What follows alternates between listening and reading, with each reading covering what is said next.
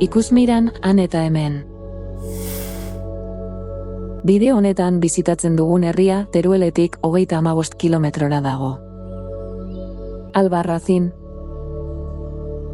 Erdi Aroko herria da, eta garai hartako hirigintza egiturari eusten dio modu fidagarrian.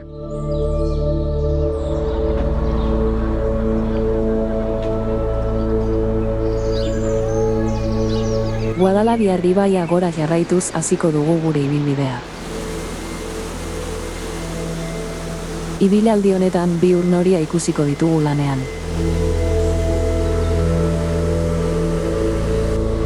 Pasabideak eta zubi ezegiak zeharkatuko ditugu.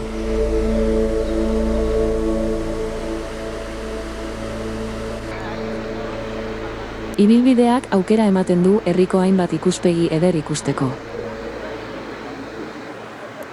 Ondoren, kaleetan barneratuko gara.